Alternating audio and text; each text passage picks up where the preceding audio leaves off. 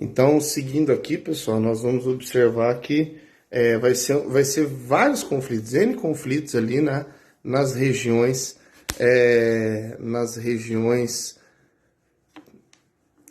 regiões asiáticas, perdão, me fugiu a palavra aqui, já deve ser o sono já, porque já é tarde, né? Vamos lá, galera. Então, virando a página aqui, os Estados Unidos da América, nós vamos observar que os Estados Unidos eles também vão exercer os seus domínios imperialistas, a diferença é que eles vão exercer na América Latina, né? Na América do Sul, América Central e América do Sul.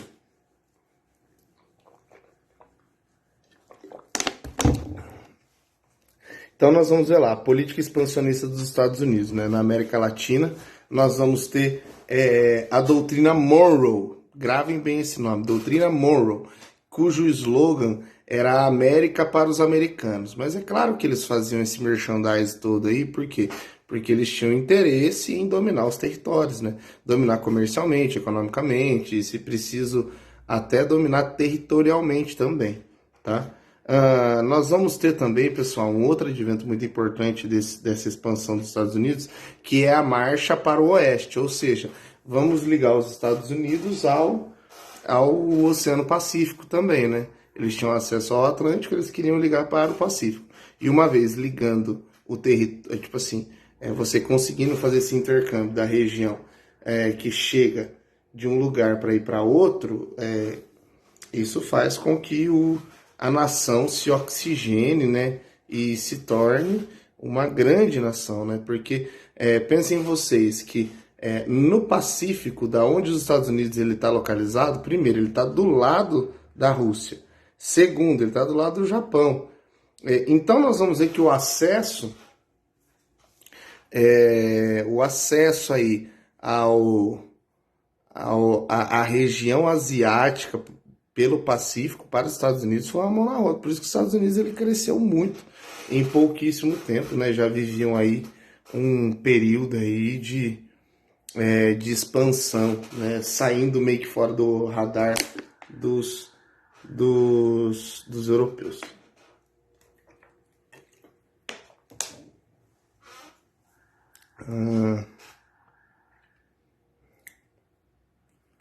Vamos lá. Guerra civil estadunidense, pessoal. Nós vamos ver que nos Estados Unidos, no próprio Estados Unidos, vai acontecer uma guerra civil. Nortistas contra sulistas, né? O norte contra o sul. O norte era desenvolvido, o norte era tecnológico, trabalho assalariado. Já o sul já era aquela rotina agrária, né? Onde eles produziam somente para fins externos, né? Para venda externa, né? Então eles não se preocupavam com tecnologia. Inclusive, uma das motivações pelo qual acontece a Guerra Civil nos Estados Unidos é justamente o fato dos latifundiários, né, não estarem animados de investir nas tecnologias necessárias. É claro que a galera tinha a cabeça fechada naquela época, né? Mas, por exemplo, que se tivesse um avanço industrial elencado ali com... Me fugiu a palavra agora, Jesus.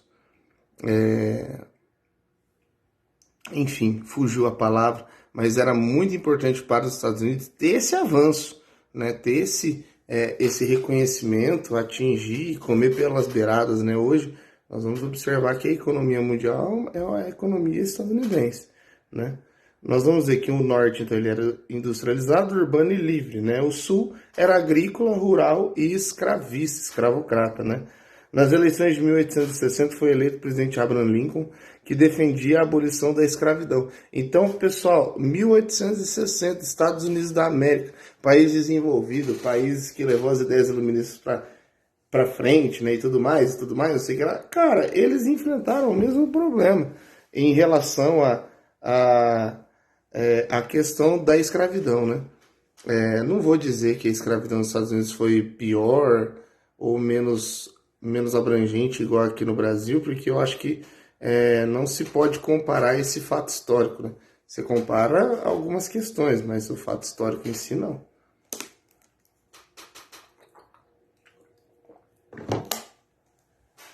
Então, os sulistas decidiram se separar aí e criar um novo país, né? Porque eles não aceitavam o fim da escravidão, porque quem que ia fazer o trabalho para ele nas lavouras, né? Era justamente os escravocratas, os escravizados, né? Então nós vamos ver que assim, era uma briga ferrenha, né? Inclusive a galera do norte, na ânsia de poder ajudar aí e tudo, eles traziam gente do leste, né? Então, tipo assim, se você for observar, né, os sulistas, então, eles pararam de se formar um novo país. Por quê? Porque eles não investiram nas questões tecnológicas e tudo mais. Tem toda essa questão importante aí que a gente tem que destacar. E aí nós vamos ver que surgiu a Guerra Civil, né? O norte saiu vitorioso e o sul saiu destruído pelos combates. É óbvio que o norte já saiu vitorioso porque eles tinham o acesso a tecnologia, avanço industrial para a época. Já a galera sulista já, né, não tinha toda essa preparação, né, todo esse avanço, né, cresceram muito rápidos, né. O norte então sai vitorioso e o sul destruído pelos combates, né. Então foi uma guerra que, se for ver, não levou ninguém a lugar nenhum, mas era uma questão de guerra civil também, certo? Pessoal, agora vocês virem no capítulo, deixa eu achar o capítulo 33, e vamos falar um pouquinho sobre a Belle Époque. Belle Époque, Belle Époque.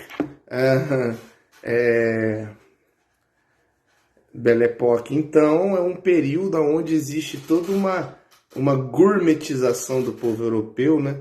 Porque, assim, a partir da década de 1870, as coisas começaram a melhorar em todos os sentidos, né? Então, o que é a Belle Époque? Acontece de 1870 a 1914. Fica um tempo aí. Esse termo surge na França, né? Eu não preciso nem dizer que parece ser uma língua francesa, né? Nós vamos ver que é um período de paz e progresso material, né? Então é aqui que muitas bases vão ser estabelecidas de empresas e coisas do tipo, né? Transformações no espaço urbano, na produção de bens de consumo, nos meios de transporte e comunicação. Então essas são as transformações no espaço, né? E a exaltação do modo de vida burguês, né?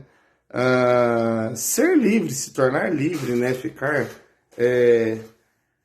preso em algo ou alguma coisa, na verdade a ideia era ser livre, certo? E de preferência sendo livre aí, sem ter encheção de muita burguesia, né? A cultura e a sociedade no Brasil no fim do século XIX e no início do século XX, né, foram influenciados pelos hábitos e costumes europeus, principalmente os franceses, certo? Houve aí a realização de reformas urbanas no Rio de Janeiro, já não era sem tempo, né?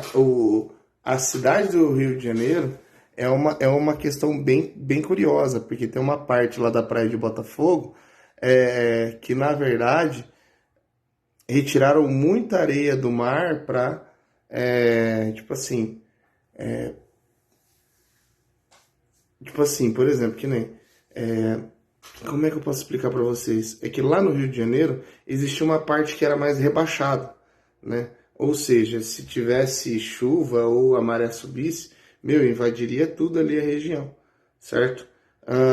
Então nós vamos ver que eles desenvolveram aí uma certa habilidade em relação a isso, né? O crescimento de Manaus promoveu as transformações urbanas com base nas cidades europeias, tá? E o Teatro Amazonas, né, e tudo mais. Houve um período aí de paz armada, porque a Belle Époque acontece também até a Primeira Guerra Mundial.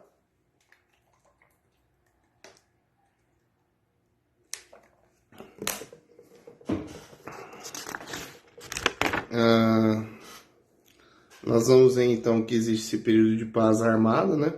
E o período marcado por acordos e alianças entre potências europeias. Existe uma corrida armamentista, né? Rivalidades fortes que permaneceram camufladas nos anos que antecederam a Primeira Guerra Mundial. E nós vamos ter também o pan-eslavismo. beleza?